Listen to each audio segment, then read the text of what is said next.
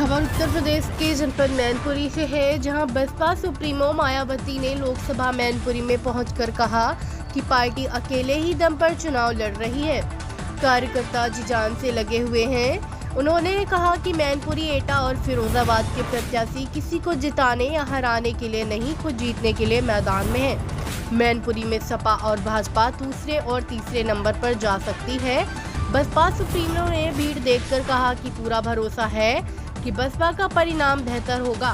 कांग्रेस पर निशाना साधते हुए मायावती ने कहा कि कांग्रेस की गलत नीतियों के कारण केंद्र और राज्य से हाथ धोना पड़ा। कथनी और करनी में भी अंतर होता है। भाजपा केंद्र में वापस नहीं आएगी। भाजपा ईवीएम में गड़बड़ी करती है। उन्होंने कहा कि भाजपा की जुमलेबाजी, नाटकबाजी काम में आने वाली नहीं है। आइए देखते हैं मायावती आयोजन में क्या बोली। उत्तर प्रदेश के जनपद मैनपुरी से संवाददाता नेत्रपाल श्रीवास्तव की रिपोर्ट। अपने प्रदेश से यहाँ लोकसभा चुनाव में अपनी पार्टी का बेहतर रिजल्ट जरूर लाएंगे और इसके लिए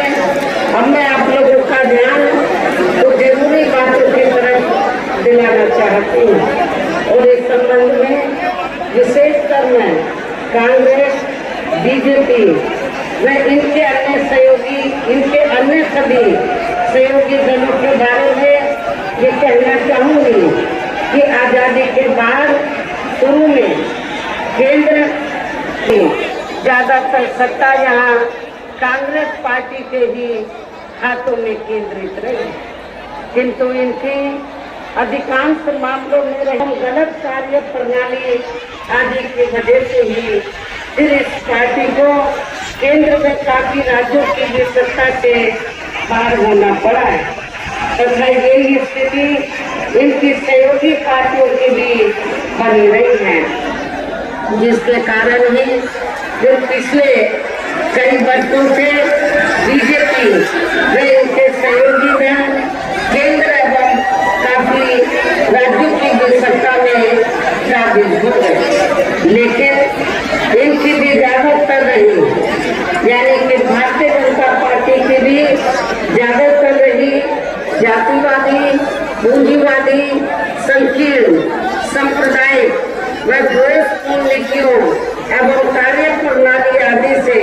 तथा इनकी कथनी व करनी में भी काफी अंतर होने की वजह से अब ऐसा लगता है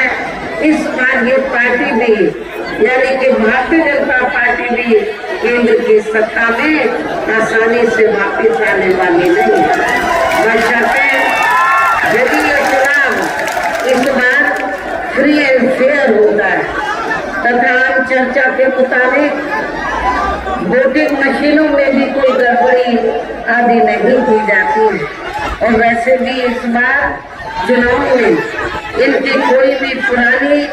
एवं नहीं चल रही नाटकबाजी, जुमलेबाजी व गारंटी आदि काम में आने वाली नहीं है, क्योंकि अब देश की जनता काफी हद तक इस बात को समझ चुकी है कि इनकी पार्टी ने अब तक देश के विशेषकर गरीबों, कमजोर तबकों, मध्यम वर्गीय एवं अन्य मेहनत लोगों को जो इन्हें अच्छे दिन दिखाने के असंख्य प्रलोभन वाले वादे किए हैं तथा अनेकों हवाई व कागजी गारंटी आदि भी दी है,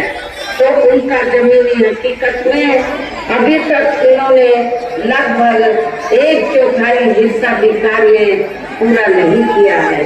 बल्कि इसके स्थान पर इनका ज्यादातर समय व ताकत भी या इनके अपने चलेते रहे बड़े बड़े पूंजीपतियों एवं धनराशियों को ही ज्यादा से